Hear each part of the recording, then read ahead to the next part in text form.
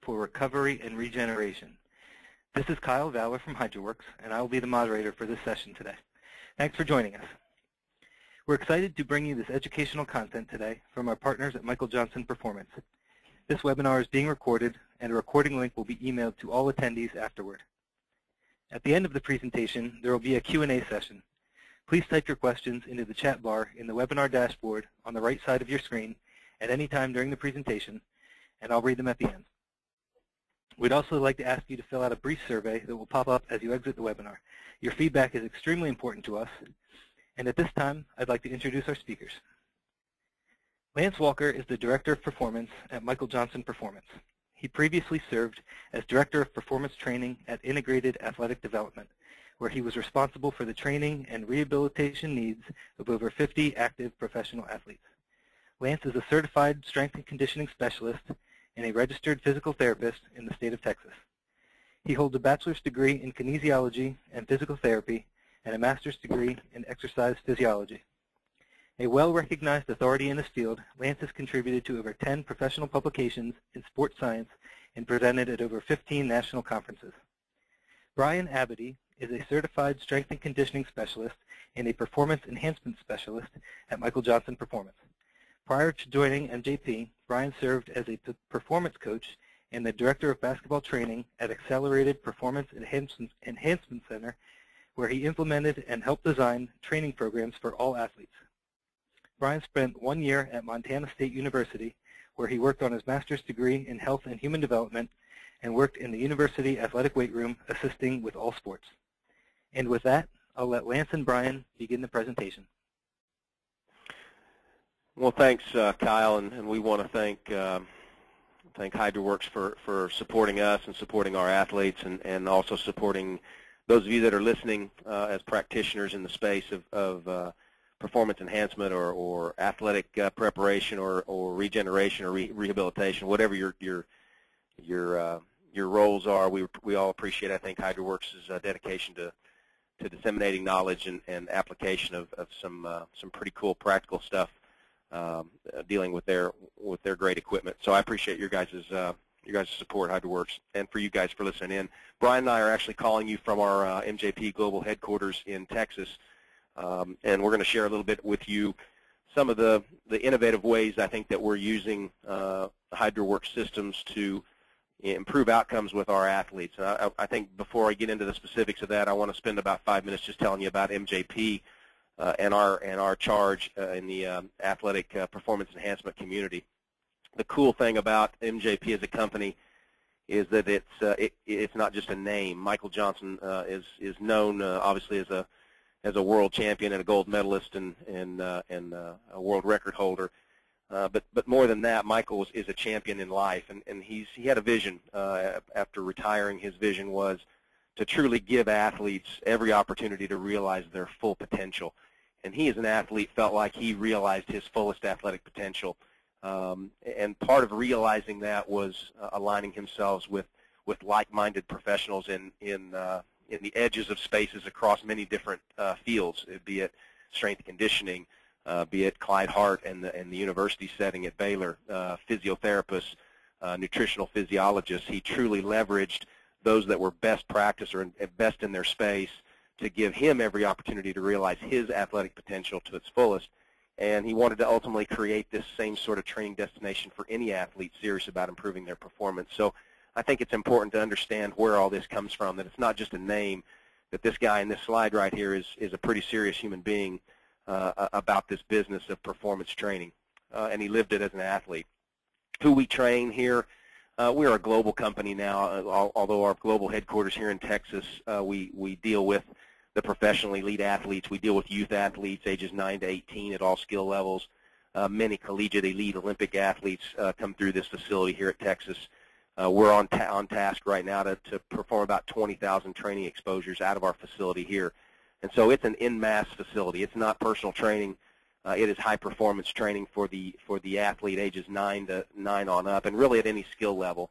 But what's happening now is as a company in a global space, we're being pulled into other markets, and the other markets can include some of the teams that we work with here. If it's the Dallas Cowboys who we partner with, the Dallas Stars, FC Dallas, here within the region, but also internationally. Some of our key partners in the space that we service is Manchester United athletes, the Arsenal soccer, even some of the bobsled communities. Great Britain Bobsled has been one of our former partners, and even Williams Formula One Racing. So you can see sort of the diversity and global footprint that we have now. The cool thing about this slide really for you guys as practitioners is all of these partners, and this is just a list of 4 or 5 here, we're able to leverage best practices from what they're doing. And so it's a clearinghouse really for what is really working and not working from a practical standpoint in the field across many different disciplines and sports. And so if you think about all the things that Manchester United does behind the scenes for their athletes, we're able to sort of dialogue with those folks and figure out what works, what doesn't work, and eliminate some of the mistakes and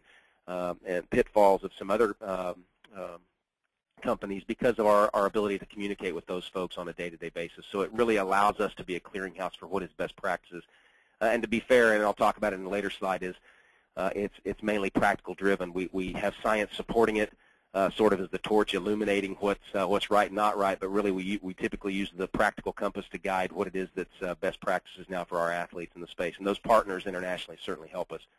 Our facilities, no doubt about it, are the latest and greatest, and we all love great facilities, and we all talk about the bricks and mortar part of our business as being important. But one of the major pieces I think is the integration of the Sports Performance Physical Therapy Clinic and the HydroWorks setup within our performance training space, and that's something that I know it gets a lot of lip service in our industry. We have a physical therapy practice, or we have some pools.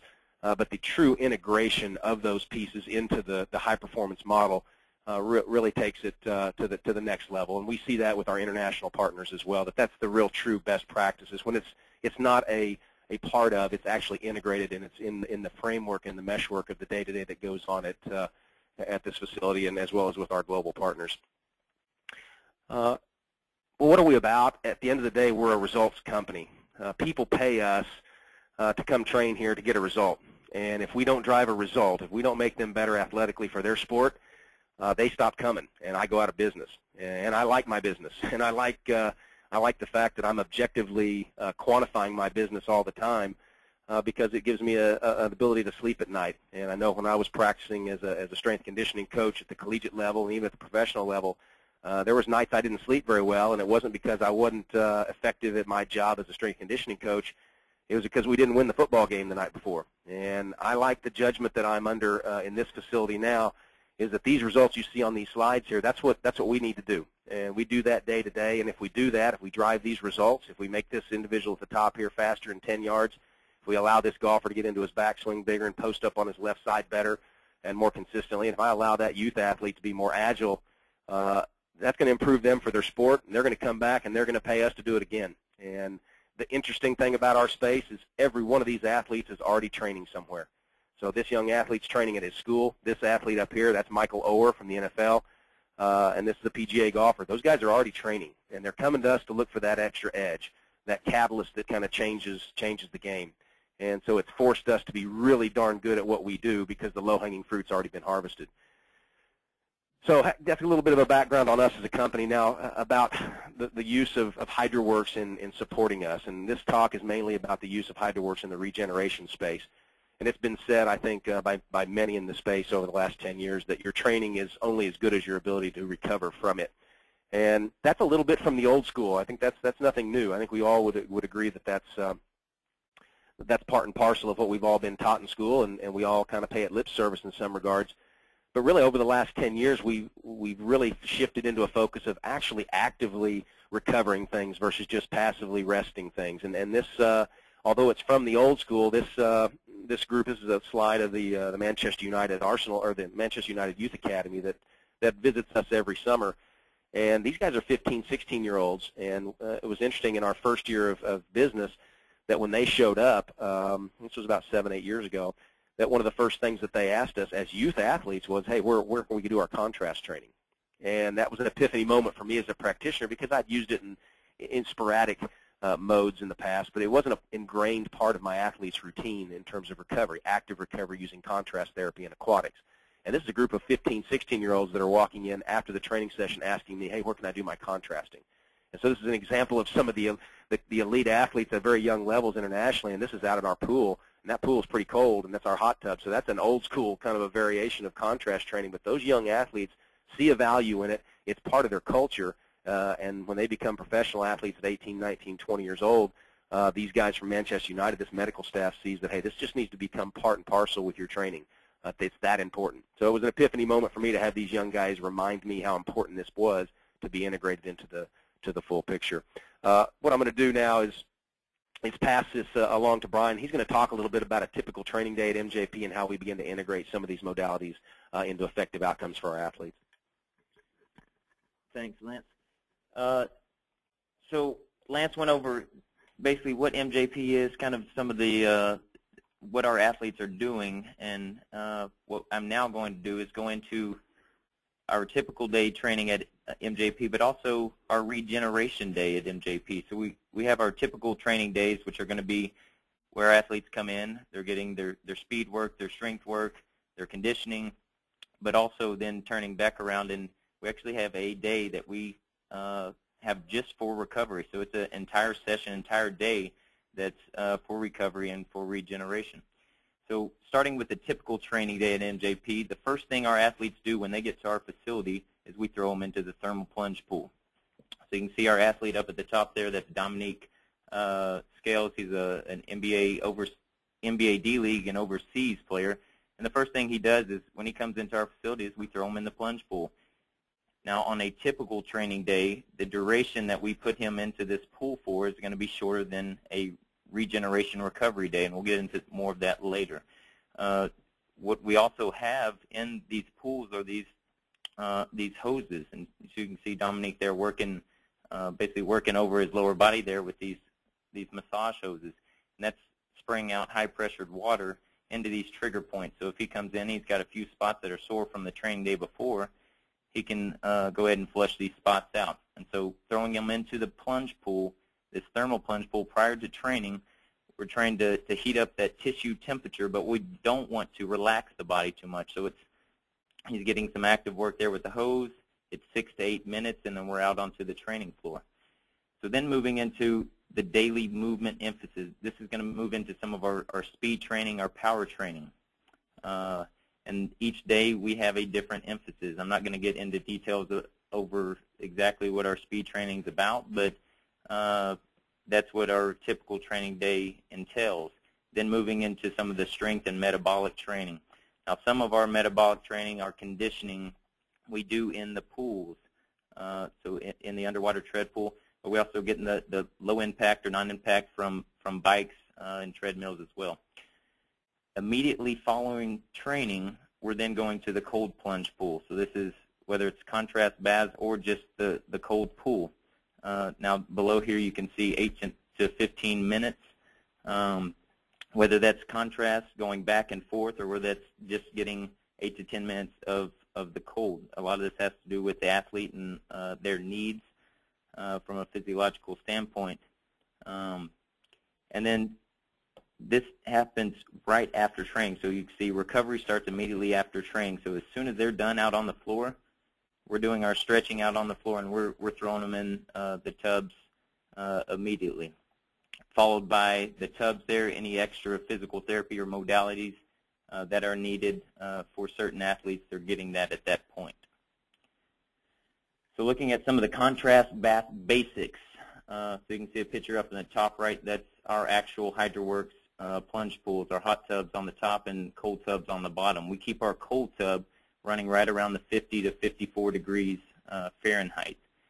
Our hot tub sits right around the 102 to 104, and that's where we have that the massage hose hooked up in there as well. Now the temperatures of these, that goes back to the research and science, and we'll get into a little bit of that later, but that's where our tubs sit currently. The duration, we talked a little bit about the duration as far as the contrast on a typical training day versus what's going to be, I'll get into a little more detail when we get into what the recovery day involves. So you can see a 1 to 10 ratio, 1 to 1, that cold to hot. Essentially the goal here is going to be getting these athletes into more cold than hot. Now, there's also a psychological part of this, and if you've had athletes who have never been in a cold tub before, it is not easy to toss them in there, and just by telling them it's good for them, it's going to help them recover is not enough these days. So what we do is we typically start with a 2-minute hot and 30-second cold. This kind of gradually builds them in, and then we shift that continuum where we're getting to kind of a 1-to-1 and then even a 1-to-2.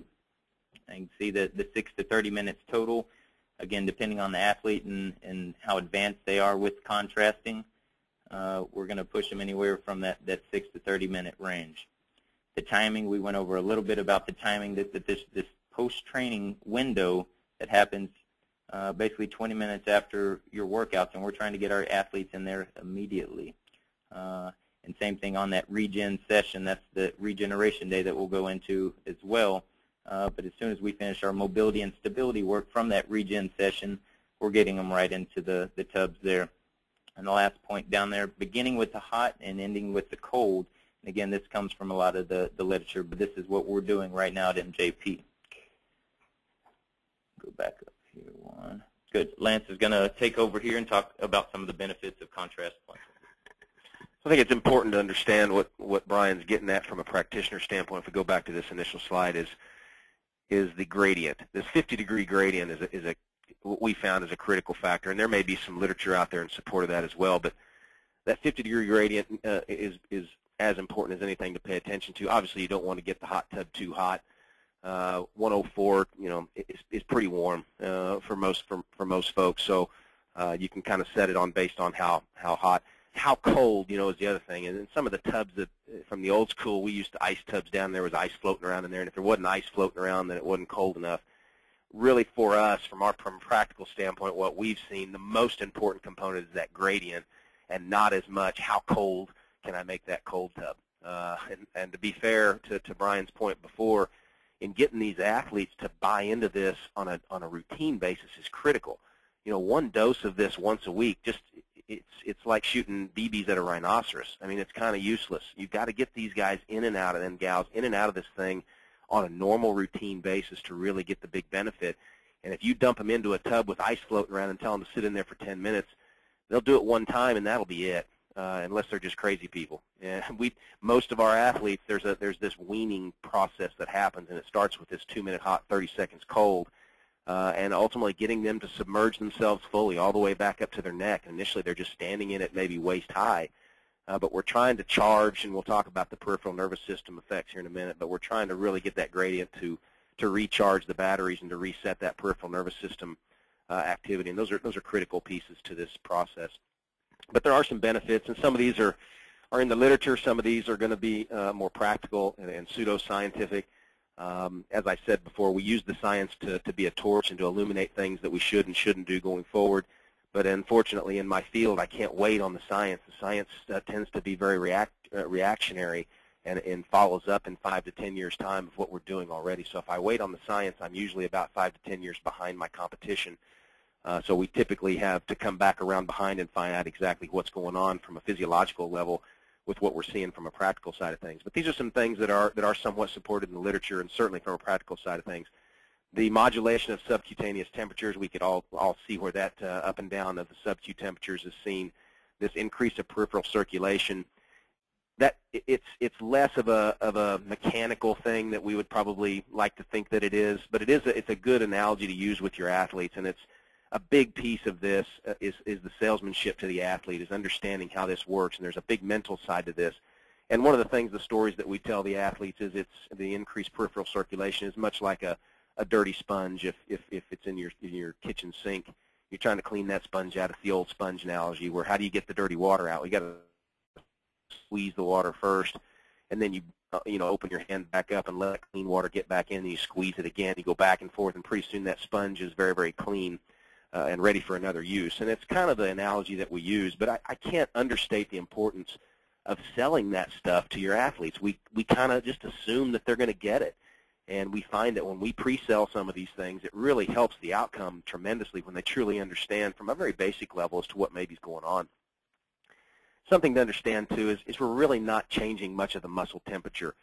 we're changing some of the subcutaneous stuff, but really deep muscle temperature changes with contrast plunging we're not doing. If we're trying to change muscle temps, we're putting them in ice and we're keeping them there. So if it's ice packs and some of the other modalities, if we're really trying to cool down the muscle temp, as well as if we're trying to cool down deep core temperature, for instance, after a hot session and a two-a-days, that's not really contrast plunging. That's just more of a thermal regulation thing. We're trying to drop that core temperature as fast as we can. And so there's some specific techniques around that. But understanding what it is that you're after and the benefits of this is important to understand that there's no real muscle temp changes significant. However, here's some key changes. The decrease in creatine kinase to levels that are equal to active recovery techniques. A lot of our athletes, and I'd say most of our collegiate athletes and even our professional athletes that come to us from the power sports, they don't cool down. And cool down's kind of an afterthought. And if you do it, great. If you don't. But if you really look back at some of the literature and some of the practical aspects of it, reducing those creatine kinase levels can help the recovery of that tissue back for the next training session. And to use the contrast tubs, literature would suggest, and some of our practical aspects would suggest that it's just as effective as an active recovery, and it's somewhat passive, I guess. It's active in that they have to go seek it out, but once they're there, it's very passive. And I'll tell you this, as you guys as practitioners would agree, it's a lot easier to get somebody to do something passively than it is actively, and if they're equal in terms of their effectiveness, boy, it's just great. The perception of delayed onset muscle soreness, we've done some sort of pseudoscience on this in terms of their assessment of how they feel, and we see it time and time again that those are the most consistent with the use of contrast plunging, have a decreased perception of DOMS. Now, do they have decreased DOMS? I'm not going to go out on a limb and say that they are, but the perception of that DOMS may be as important as anything. Girth measurements are decreased. Obviously, a lot of that has to do with some of the peripheral circulation we talked about, the return blood flow. The immune system markers that go up. This is an interesting one. It's almost like the use of contrast tubs can give you some body armor against simple infections and simple respiratory illnesses and things just by using contrast tubs. And so that's a key thing with our athletes that are in very intensive modes of training, that their immune system can sometimes get knocked down and set them up in a position where they can get sick easier. And so this can be a great modality to use just to drive immune system markers up. Red blood cell production has also been shown to improve with use of contrast bathing. So these are pretty cool kind of sidebars here that maybe we don't think as much about, but can certainly leverage against some of the recovery things that we're trying to get with our athletes. Finally, in the blue down here is the peripheral nervous system, central nervous system recovery, and I've got some question marks and exclamation marks there. The question marks are because really the science is kind of still out there in the wind as to what exactly we're talking about when we recover the nervous system with contrast therapy, and really with any modality. But we do know this, and that's why these two slides are here. This is Marquise Goodwin down here, the fastest athlete at the NFL Combine last year. He's got a very freaky nervous system. These are the extremes of the extremes in terms of their peripheral nervous systems. And those of you that work with elite athletes understand this, that nervous system is just a really freaky deal. And even though he is a 4.3, 4.2 40 guy, his nervous system, if you do too much training or the wrong type of recovery or the wrong type of loading patterns, or if you don't allow that nervous system recover, you can make a 4.2, 4.3 40 guy into a 4.5 40 guy on game day. And is it under-training or overtraining or under-recovering? I'm not sure which, but I know this, that this contrast therapy and some of the other modalities with the HydroWorks allowed these are the two fastest guys at the NFL Combine last year. Both of them trained with us.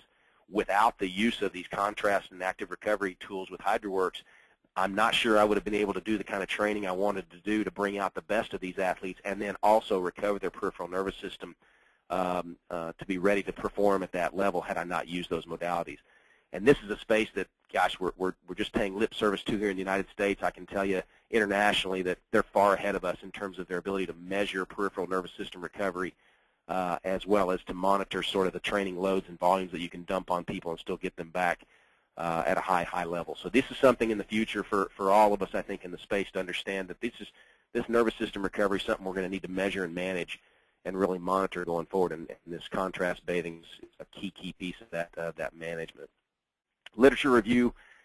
I'm not huge on the literature, to be fair. I'm probably not as current as I could be. but here's some of the probably the basics that most of us that are listening in could all follow through with is some of the key literature points is some studies that talked about this 20 minutes of warm underwater massage using these jets following a plyometric session, which is that econ-centric component that can drive a lot of DOMs and creatine kinase numbers up, allow these athletes to help maintain leg explosiveness the following day. So again, it's a good sales point. Is that peripheral nervous system? Is that wet mass? Is that local? Is that central? I'm not sure exactly why, but I know that it's something that we see with our athletes as well. Some other literature, the following 15 minutes of submax exercise, these lactic acid measures return to resting levels with that 30 minutes of hydromassage better than passive resting recovery. And certainly that's a quick sales point to all of our athletes that, hey, spend the extra 6 to 8 minutes in the contrast therapy or using the wands in the tubs can expedite some of the removal of some of these markers of work.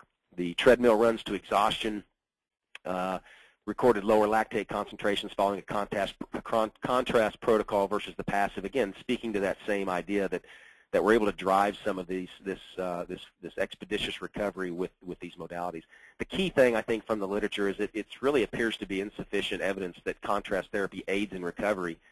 And the methodological quality of the reviewed studies really makes it difficult to draw a clear conclusion about this form of therapy.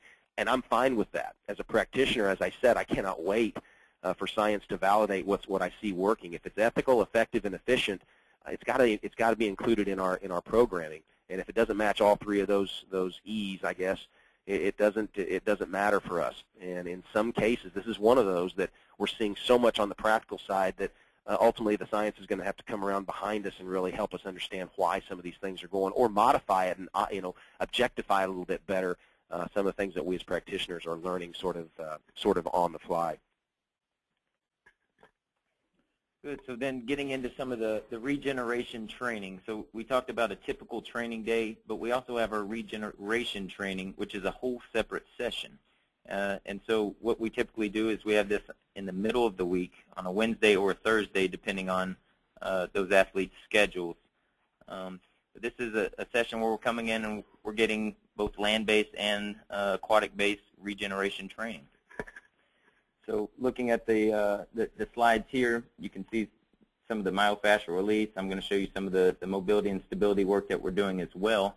But we start this day, there's I guess you'd say a 3 parts to this. The first one being the thermal plunge pool that we do on the typical training day. There's also the step 2, which we'll go through as well. And then the step 3 is back into both the underwater treadmill and the contrast therapy. So starting with the step 1 here, getting back into that plunge pool. So that thermal plunge pool that we saw earlier.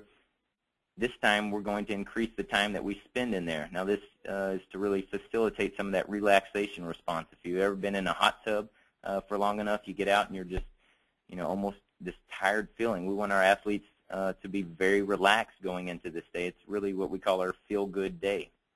So we're going to spend a little extra time in there, probably 10 to 15 minutes rather than that 6 to 10 minutes. Step 2 is where we're actually now bringing the athletes out onto the floor. You typically start with some myofascial release and some vibration training, again, just to relax the body some more, hit some of the trigger points from the previous training days. Then we're going to take the athletes through a full mobility and stability series. So our mobility series, obviously we're targeting those joints, the ankle, hips, shoulders, and thoracic spine on increasing ranges of motion. And after being in the thermal plunge pool, we've now made a lot of these muscles more pliable and more flexible, and we're now able to take them through some greater ranges of motion. Then going into some of the stability series. Now this stability series, you can see the bottom right video here. This is one of our coaches demonstrating. Just going into single leg RDL, again, looking at stability in the joints, the foot, the knee, the lumbopelvic region. We're doing a lot of stuff to kind of turn on those systems as well. So our step 1 into the thermal plunge pool. Step 2, we're then getting into some of the land-based movements. And then that step 3 now is where we're going back into the pool, and this is where we really get a lot of our work done on this day. So we typically go right into the underwater treadmill. Now what we'll do in the underwater treadmill is, again, depending on what this athlete's needs are, or the group of athletes, we're actually able to get multiple athletes into the tubs, is we're going to do either some upper body, lower body, or both, just active tissue flushing. So we're going to work some ranges of motion. It's going to be a little bit of endurance work. We're going to get their heart rates up a little more. Again, just trying to flush out some of the acids and things that have been built up, whether the days before or even during some of that stability work. So talking about the properties of water, obviously buoyancy being a big one, depending on your water level. If your water levels are sitting around that the clavicle or up around the neck level, the athlete's standing probably around about 10% of their body weight. When you drop it down, you can see my video down here in the bottom. He's sitting at about probably 25% of his body weight. And if we drop that weight, the water down even further to his waist, he's probably working at about 50% of his body weight there. I'll play this top video as well. So some of the movements that we're doing in the plunge pools here. So you can see both the upper body and lower body action. We're actually using Aqualogic water dumbbells, or it's essentially resisting the water. And that's one of the cool things about water, is then kind of the viscosity of the water and the resistance that water gives you. And the harder that you push against the water, the more resistance it gives you. And so that's one of the things that we're able to take advantage of using the HydroWorks pools. Then dropping down into the impact of the body, we talked about the level waters. So this minimum impact, obviously this is a recovery day, so this is our regeneration day. This whole day is dedicated to recovering the body. We don't want to throw the athletes then on a treadmill or have them go out and do long distance running or anything. We want to unload the body, and so by using the water and having the buoyancy of that, we're then able to unload the water and not have as much impact as the athletes running on the underwater treadmill. The next thing to get into is that hydrostatic pressure. And again, that's this basically the pressure that presses against the body. And again, the more depth, if you've ever been scuba diving before, you get down at 100 feet, you got some pretty serious hydrostatic pressure that's pressing against your body. The levels that we're working at here, they're still enough to both help and when you start talking about a metabolic response and conditioning response, aid in that. And so when we're talking about minimizing post-exercise edema, we're talking about that swelling response that you get, and this hydrostatic pressure is pressing back against the body. And we talked about kind of that sponge response that's happening with the body in the water. It's also doing some reduction in residual tension, and then the metabolic response that I was talking about. When you're running in the water, we're actually able to get some of the same benefits as land-based training, and a lot of this comes from that hydrostatic pressure pressing against the chest cavity, and it's actually forcing the athlete when they're doing inhales, they're having to work a little bit harder to get that air, and so we're then able to pump up that heart rate just a little more and get a little bigger flush out of that. You can see down here we're talking about the research supports that lactate removal. Lance went over a little bit of that in the previous slide there. So we're actually doing more active recoveries rather than the passive there. After we finish in the tubs now, we're then going to finish back in the contrast baths, or when we finish in the underwater treadmill rather, we're then going to get back into those contrast baths and finish with another 8 to 15 minutes of jumping back and forth there. So I'm going to give you a quick example here of one of our methods that we use for recovery when we're talking about burning some extra calories, so a little extra caloric burn. Prior to getting into the contrast, this is one of our flush workouts that we do.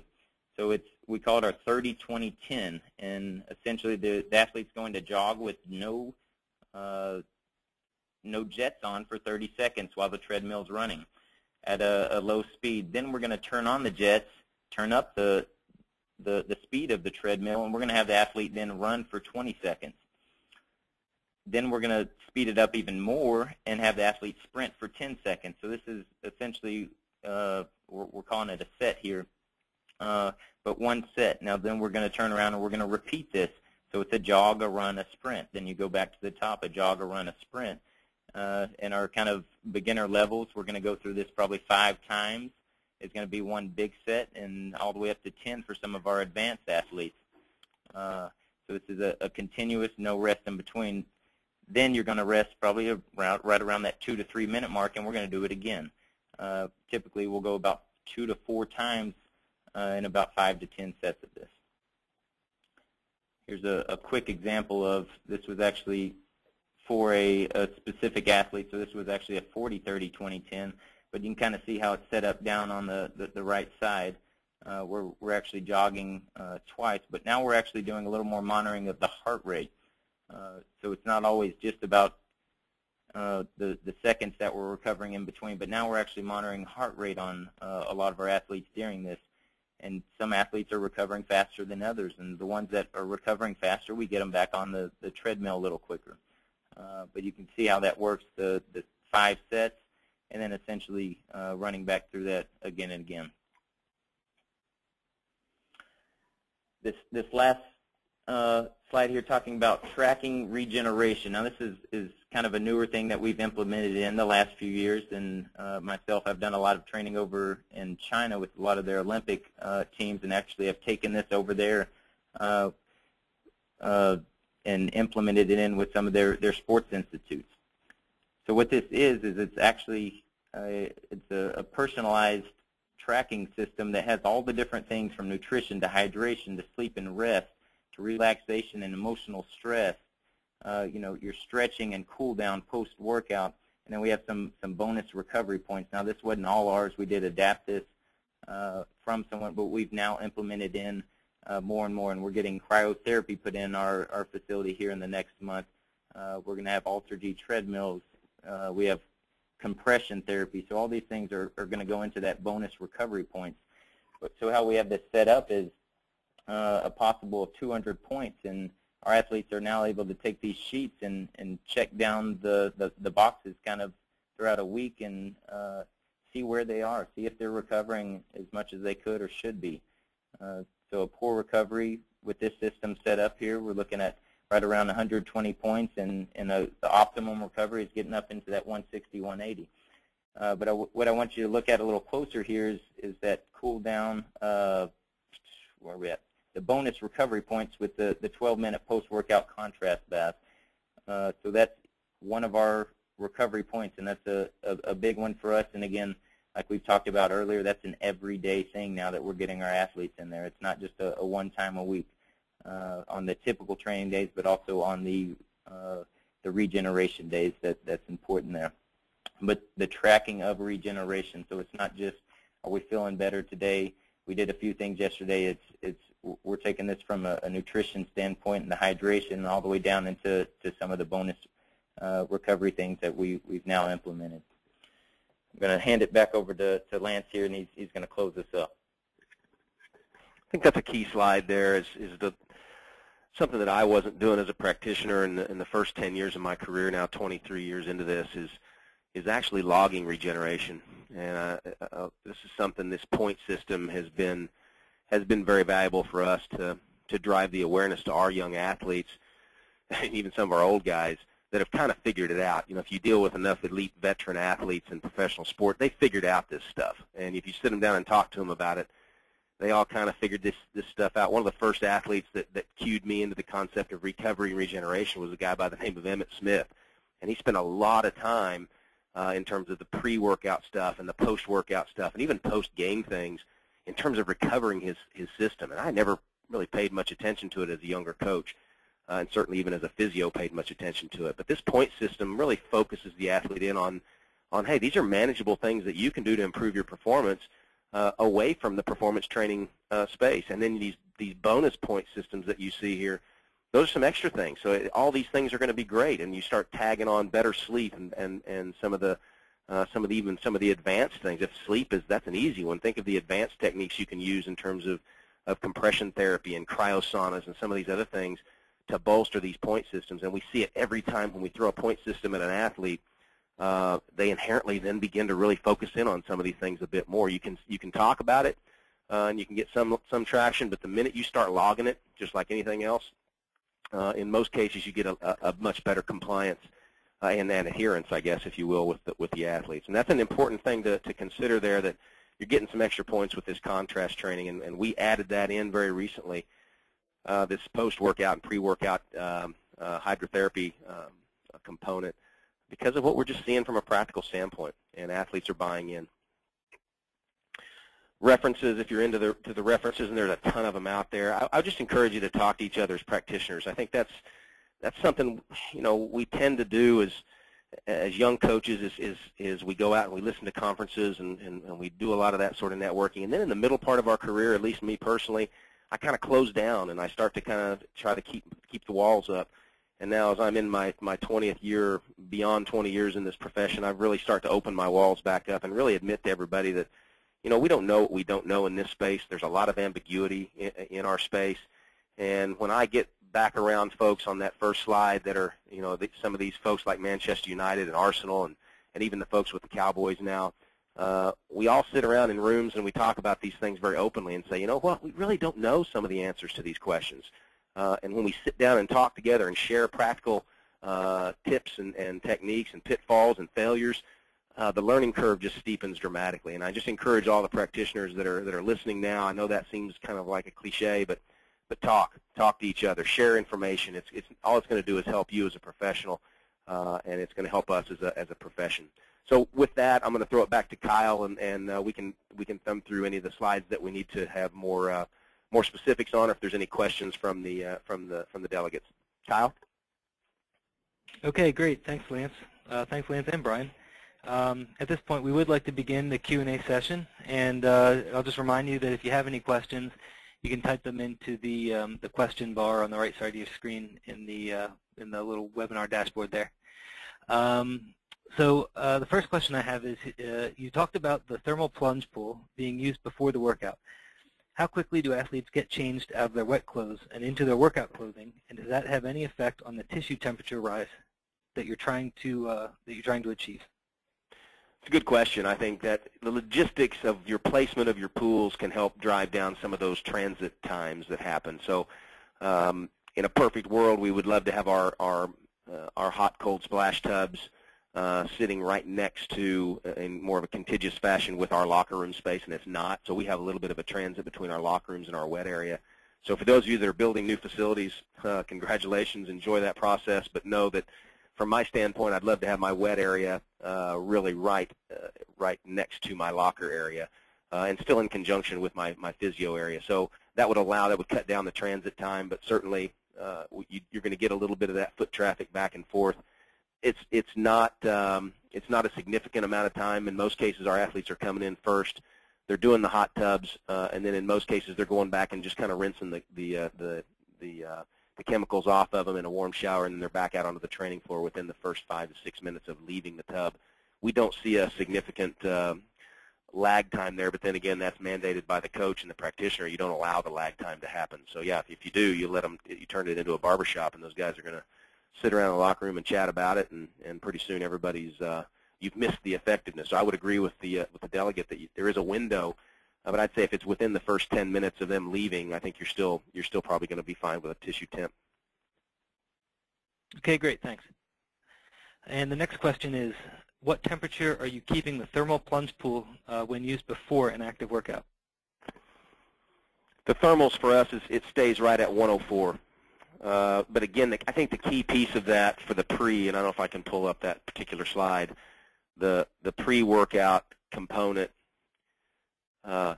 is smaller. You don't want, what we have made mistakes in the past is taking some of these power sport athletes especially and leaving them in that hot tub too long, and you're just going to suck the power right out of them. For some reason, you just get too much relaxation. You get too much of a good thing.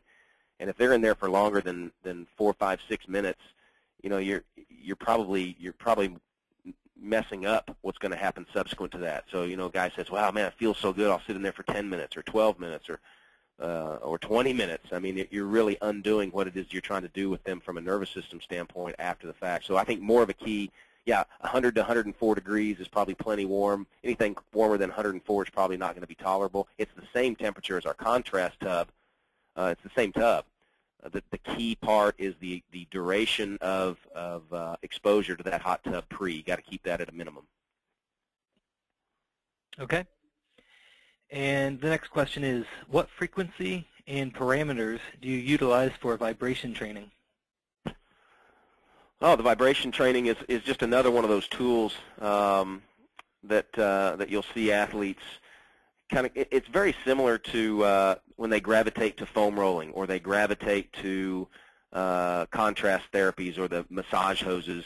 The vibration is just one of those modalities that you don't have to tell them to get in there and do it once they experience it. And once they experience the effectiveness of it, they're hooked. I mean, they're pretty much hooked. If you set it up right and you pre-sell it the right way, those guys, you never have to go tell them to get on that machine again. That's the first thing they're doing. The frequencies, and I tell you what, that's probably a webinar and a webcast for a different company on a different day and another a good hour of discussion because the science is probably just now catching up to the practice, but we've experimented with various modalities in the space, and the vibration training right now is a critical piece in conjunction with both the pre-generation things that we use with the thermal plunge as well as the post training modalities to recover the tissue. And there's certainly specific intensities and frequencies and durations and even activities that you do that can optimize that regeneration. So vibration is a very good component to dip in with this contrast and this hydrotherapy. So I'm glad to hear some folks are starting to implement that a bit more. Okay, thanks. And the next person says, working in college athletics, we have large numbers of athletes that need to recover all at the same time. What adaptations would you make for working with large numbers of athletes for regeneration? Yeah, and all my staff has worked at the collegiate setting and some at the professional setting, and so we're and a lot of them actually in the high school setting as well. And so we understand that we live in a bit of a utopia here at MJP. We've got small groups of 7 to 8 athletes at a time. I get it. We're not in the real world, and that's nice. And it's a total limitation when it comes to trying to scale these things to some of where you practitioners are right now. So I appreciate that question very much. One thing that I have seen that works at some of the major institutions that we visit is the size of the tub. I mean, I know it seems, gosh, an expense of making bigger tubs. The other interesting thing that I've seen internationally is the use of sort of it's kind of like a daisy chain of activity that you do, and you're not just doing the tubs. That you're actually maybe there's some foam rolling that takes place there, and it's actually more of a station setup where you're actually rotating stations. That it may add 4 or 5 minutes to the overall regeneration process, but if you can build in some other regenerative stations, maybe it's vibration. One of the facilities that we have in the UK at St. George's Park has an actual sort of a half moon shaped polar plunge pool that once you're out of the hot tub, you're actually actively walking through sort of a lazy river that's cold, and that's one way that they get around it. So what we can do some of the similar things in bigger cold pools here. But I know it would be hard for me to say because everybody's got different facilities and different needs. The easy part would be to add an extra station or two and sort of rotate through stations. Another thing is to stagger your training, and I know that it sometimes violates some of the team concepts. We all want them in there as a team, run together, and I get that totally. But when it comes to this regeneration space, what you could actually do is you could actually sort of stagger start that regeneration process and maybe stagger start your start times of the training session where you do have them coming in waves of 6-minute waves so that you're actually getting them in and out expeditiously. And it really helps out sometimes for us to have bigger groups because it forces us to be a bit more efficient. Because, if it's 6 minutes is good, then some of these athletes in there wanting to be in there for 20, 25 minutes at a time. For us, if it's a group of 8 at once, even with the pools that we have here, that's 4 and 4. We've got to be on the clock to get those guys in and out. And staffing it becomes really, it seems like the obvious thing to practitioners, and I know everybody's busy and we've got other things to do, but staff this thing.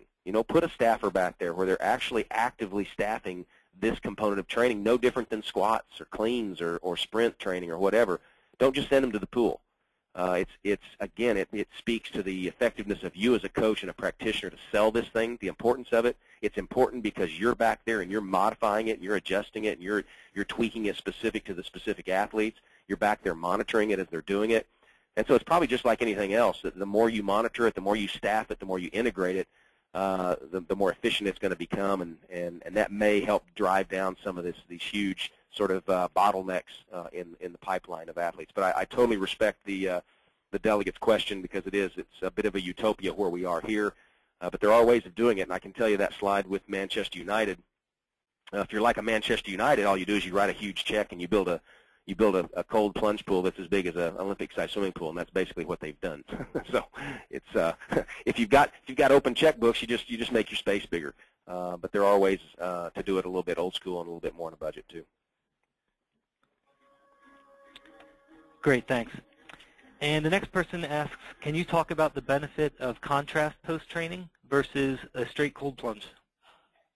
Yeah, there's some, if you're a literature person and you're comparing contrast to if you're just comparing contrast plunging to cold plunging post-training, you got to be careful when you read the literature. Some of that literature is taken from folks that were in a thermal environment for their training. So there was actually a heat component to their training that may kind of douse some of the findings of the study. But having said that, as you saw in our slide, one of the things we have seen is a gravitation more to the cold and less to the hot.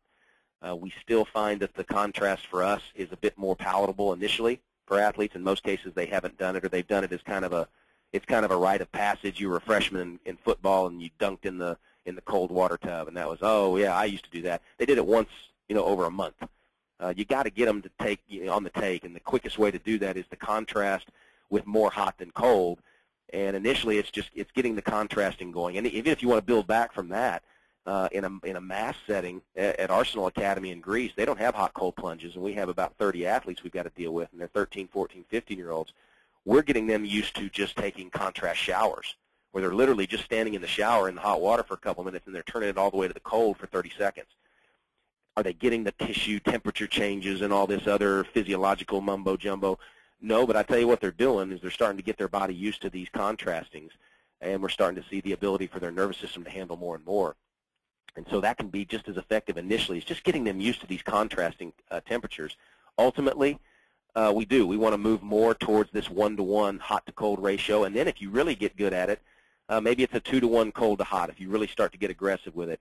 The actual just submersing an athlete for 10 minutes just in cold, to be honest, when there's not a thermal environmental thing to the training, in other words, they're not out there outside in 100-degree Fahrenheit weather, and we're not trying to drive the core temperature down, I practically, and from an applied standpoint, have not seen the benefit of doing that above and beyond what we've seen with the contrast. And I'll be brutally honest with you, the early part of my career was all just cold baths. I mean, literally the jump in the hot, or the ice tub and submerge yourself for the, I think it was 6 minutes of hell, we called it, and it was ice cubes floating around you, and that was your recovery. That was primarily put in place because of the thermo effect, not the peripheral nervous system effect. So, and there is some practitioners in the international communities that would tell you that long term, if you're just in there for 8-10 minutes and just cold, that you can actually dampen the nervous system. You can actually, drive some of these markers of recovery to slower ends of the continuum. So that's on the extreme practical side of it. But I think for us right now, the sweet spot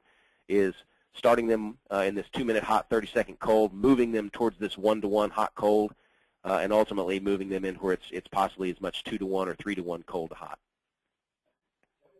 All right. And do you require the athletes to shower after the workout, before the cold plunge or contrast treatment? Yeah, and again, that speaks to your facility development, is get those tubs close to your showers. And we have a space in the back where ours are that we've talked about putting a sort of a beach front shower, if you will, to have them be able to rinse off, because you'll gum up your tubs really badly. And you got to police that, and that's part of the staffing, is just telling people to get in the tubs afterwards. You almost have to set it up in your training where you allow a 3-minute, hey, pull all your stuff down to your get a clean pair of sliders on, rinse off, and then meet us in the tubs in a certain amount of time. You just almost have to mandate it, because you'll gum up your tubs, and you'll reduce the you'll reduce the life of those tubs if you don't treat them well. So that's hard to police. It's not easy. But the tubs that we use typically perform a whole lot better, certainly when those athletes are rinsed off pre and post. Okay. And the next question is, how are post-operative athletes managed using contrast therapy at your clinic based on symptom presentation during rehab? Well, there you go. It sounds like a practitioner's asking that question, and so I'll put my physio hat on. Depends, doesn't it? I mean, we as practitioners know that if there's some acute things going on, if there's some swelling things going on in an acute setting, if it's post-op or if it's just post-injury, that gravity-dependent position in a hot tub is probably the worst place to be. Having said that, in our subacute phases of regeneration or rehabilitation, that some of that contrasting therapy can expedite the removal of some of those edemic things, and even some of the effugenic things. It can expedite some of the movement of that effugenic property out of the tissue, or even, if it's a joint space issue, some of the surrounding tissues can help our therapists, once we pull them out of these tubs, allow them from their manual skills techniques to move some of that out. And I'll tell you this, as a practitioner standpoint, just the tubs, it's not the answer. It's not a tool that does everything. You as a practitioner, your hands, your manual skills, that's the key. This is a tool. And now 23 years of practice, my hands and my elbows and my thumbs are worn out from manual skills applications. When I find a tool like contrast training or contrast therapies for removal of sort of chronic sort of effugenic things or edemic things or just tissue quality improvement, this tool helps minimize the amount of stress on my joints because I don't have to work as hard. It makes it a lot easier. And you can see this athlete in this video doing some of the massage wand work on that IT band. If it's tissue quality management, me as a therapist, I know after 6-7 minutes of her doing that in the thermal plunge before a treatment session, then I jump her on the table and I start getting to my myofascial release work. My job's a whole lot easier. I mean, it's a whole lot easier, and it doesn't take it away. It doesn't allow me now to not do the manual, but it certainly expedites the process and saves the wear and tear on me as a practitioner because the result ends up being better and it ends up being quicker and more efficient. So obviously it depends on the situation, obviously all the same contraindications when it comes to open wounds and some of those things. The key, I think, a neater situation would be the post-operative work in the treadmill pools. And I know that's probably another webinar somewhere down the line, but as you as a practitioner that asked the question, you're probably with me that some of these protocols that we're using from a post-operative standpoint need to be rewritten. They need to be really re-looked at because some of these modalities didn't exist when they were written. And again, the ambiguity that exists in some of those protocols is glaring. It jumps out and snatches me about the face in saying, look, you really got to question these things now. Go back and really question, your standards of critical pathways. You still have the same healing rates, but what are these modalities like HydroWorks? What are they doing to these protocols? Can these protocols now be rewritten to include some of these modalities? And does it change your healing rates? Probably not. What does it change? Maybe it shortens the overall critical pathway to the overall outcome being positive. And again, ambiguity. There's no science that's going to tell you that. There's some science coming out that's supporting it, but for post-op stuff, I really think 10 years' time we're going to go back and we're going to have to rewrite a lot of those protocols. All right. And the next question is, what are some of the specific immune system markers that are increased with the contrast plunge? I think, let me see if I can pull that reference up for you. I'd be lying to you if I could list them all off. I'm not a cystologist anymore, and then I am a dentist. But I think I'm trying to think. I think it was the European Journal of Applied Physiology in '95. I think that reference for your delegate would be the best place to start. The 83, the active one as well, and then the Journal of Athletic Training stuff has a good meta-analysis. Both of those journals have good meta-analysis, and if you go into the bibliography of those, you'll find some of those specific markers. I'm trying to remember right off the top of my head, and I'd be lying to you if I could remember what those specific markers were, but those would be good references for you to go in and do some diligence on finding out what exactly those markers were and how they were measured.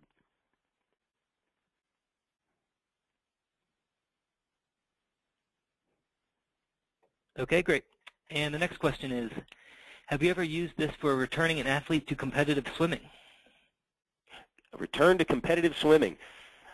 I'm looking at my coaching staff right now. I'm not sure that we've trained swimmers, certainly. But you know, it's interesting. That speaks to the utility of this tool. It's kind of intuitive for the non-swimming athlete. It's kind of you don't have to explain it to them. They don't get in it and think they're going to swim. Now the swimmers, though, when they see it, certainly they see it as an advantage, and they can add mileage to their training. And certainly when we have inclement weather here in North Texas, they can stay indoors and do some things.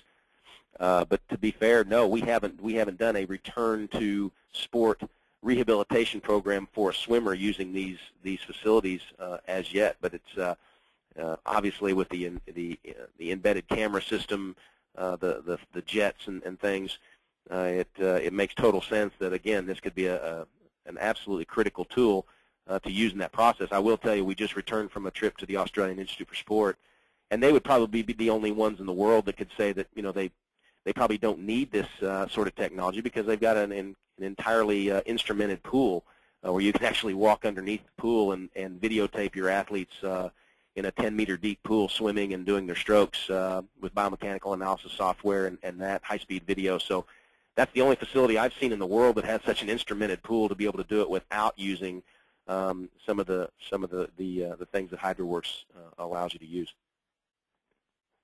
Okay. And do you cover superficial wounds on legs prior to the athlete entering the pool? And if so, what do you use? Yeah, we've tried it.